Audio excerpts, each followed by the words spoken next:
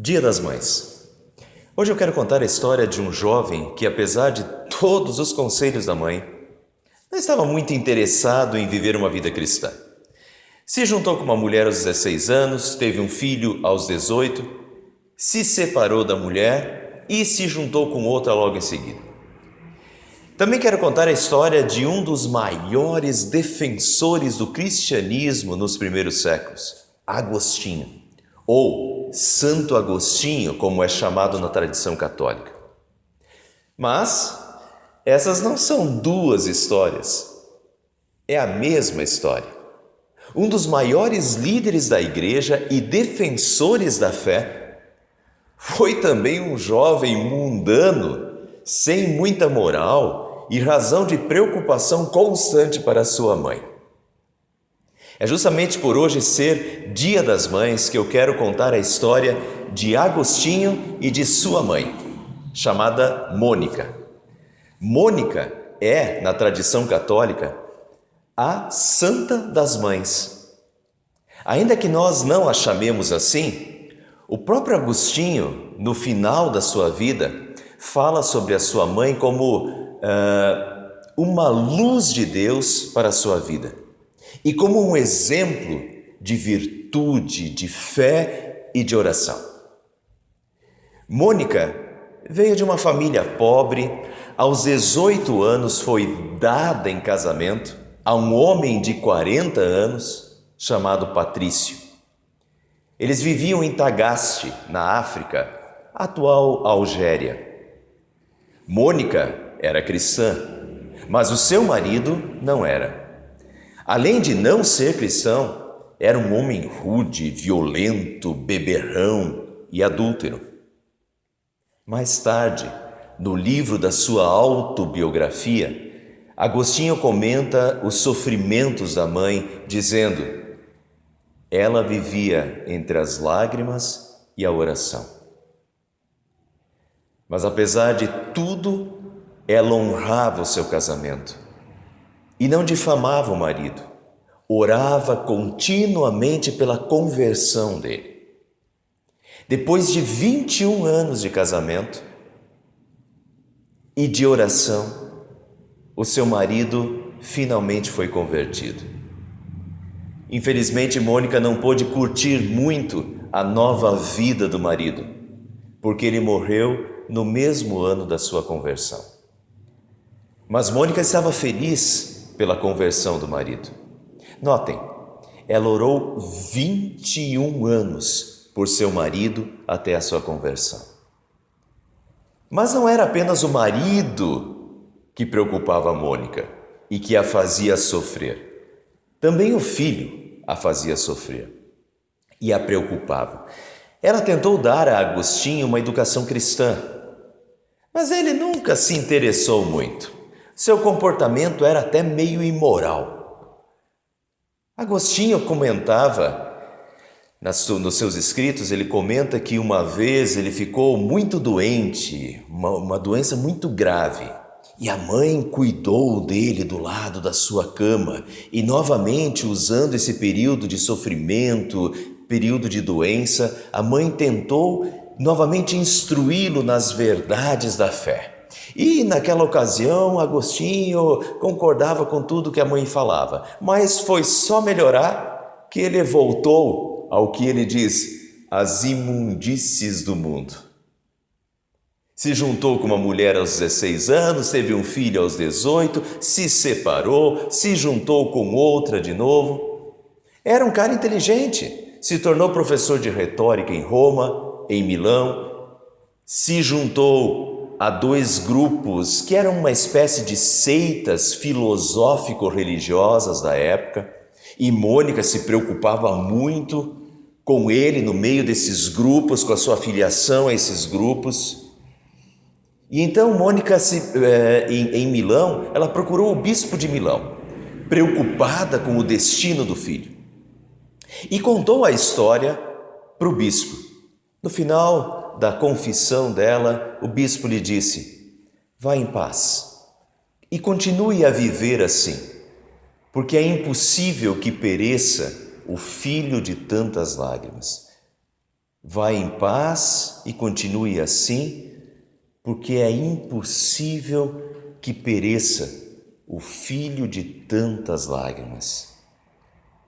Essa frase Agostinho conta em um dos seus livros.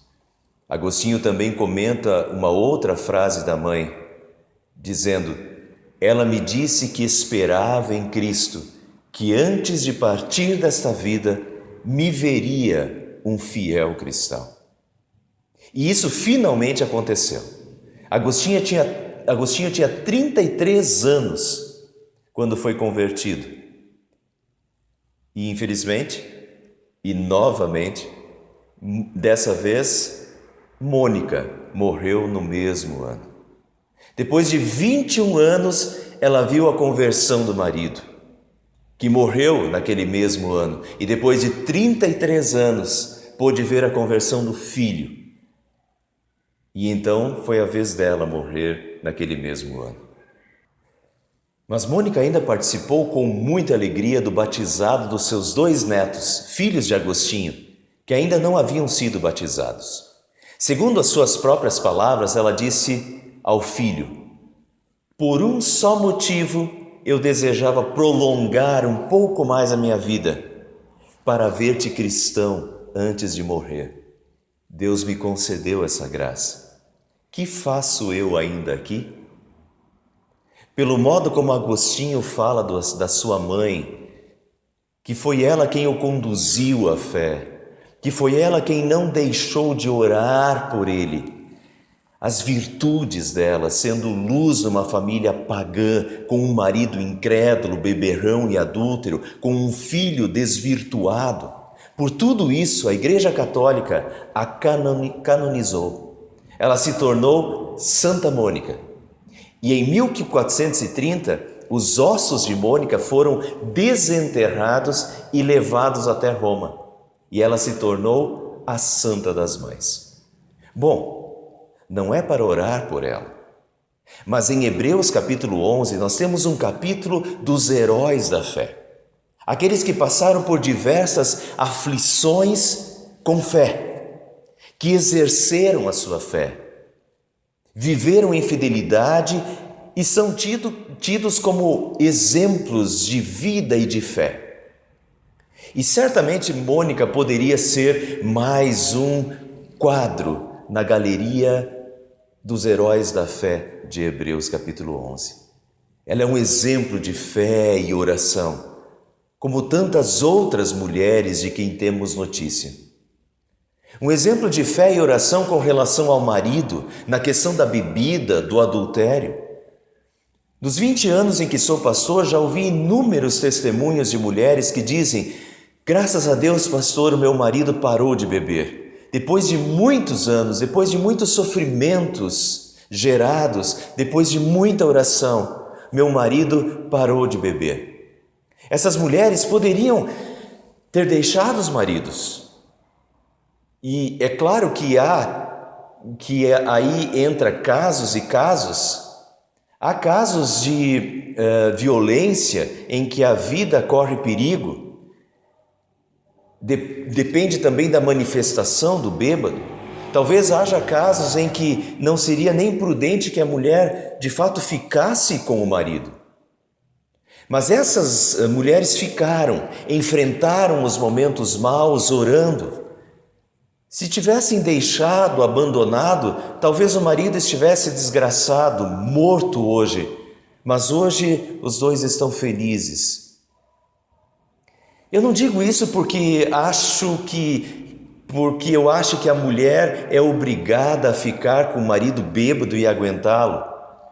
Mas eu conto isso porque também simplesmente largar às vezes não é a melhor saída. Não traz a felicidade nem para ela, nem para ele.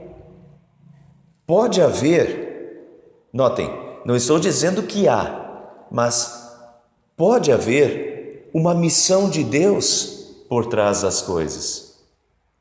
Ele pode estar chamando, e nesse caso, ele também dará a força necessária, mas pode estar chamando para que a mulher seja o seu instrumento, a sua luz no meio das trevas familiares, a luz de Deus numa família pagã para a conversão do marido e dos filhos. Estou dizendo isso porque isso é real, já aconteceu inúmeras vezes e eu tenho muitos testemunhos disso. Volto a dizer, não há uma regra para mim. Cada caso é um caso a ser analisado.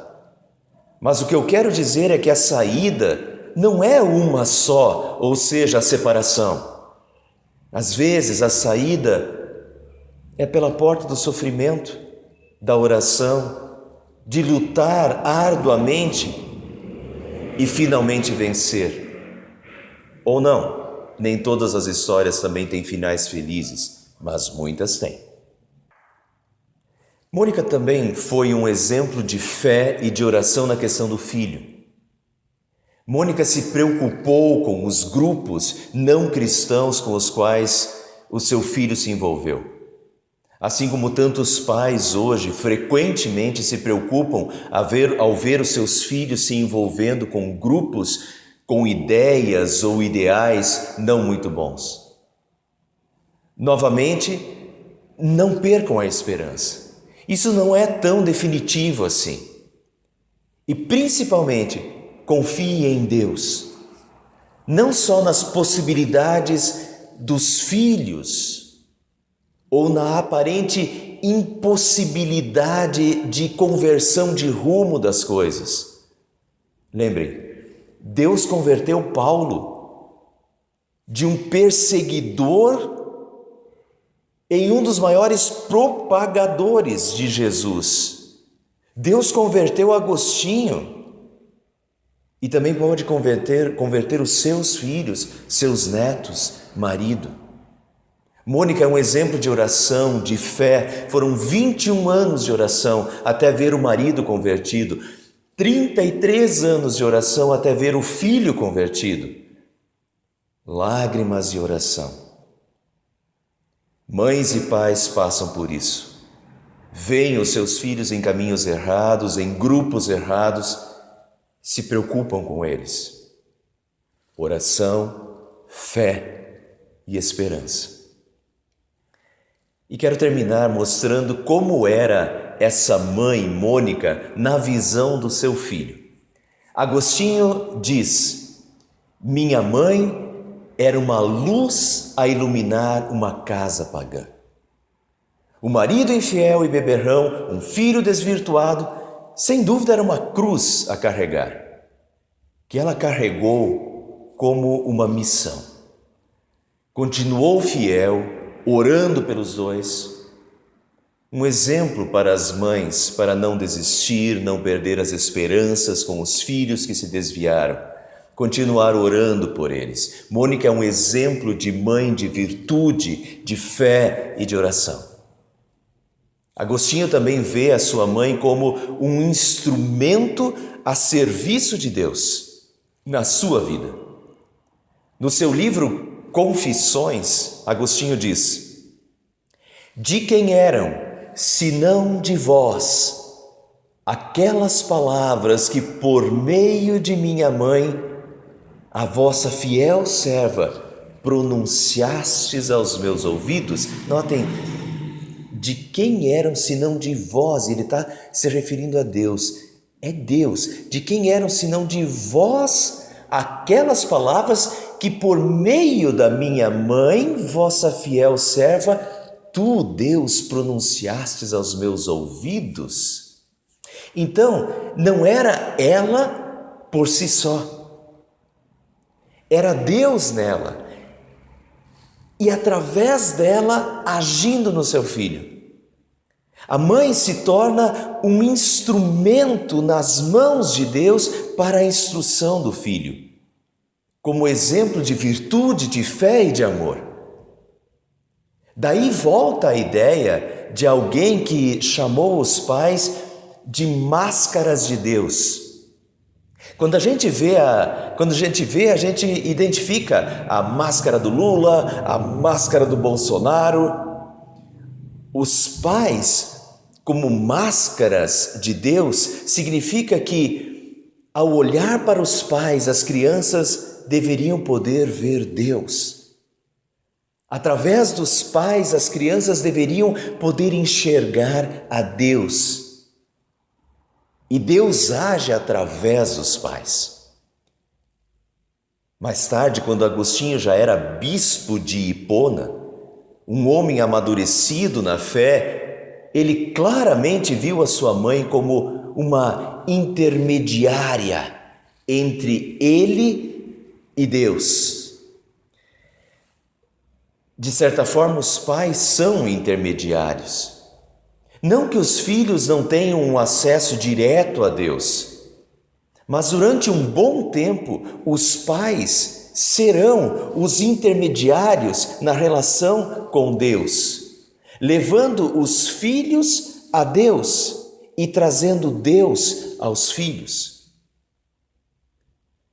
Eu quero alcançar esta moral de Mônica junto aos meus filhos. Não haverá maior recompensa do que no futuro eles dizerem: meu pai e minha mãe foram exemplos de vida e de fé para nós. Então, eu terei sido um instrumento nas mãos de Deus e uma luz na minha casa e para os meus filhos. Que todos nós possamos ser máscaras, instrumentos e luzes de Deus como mães e pais cristãos em nossas famílias. Amém.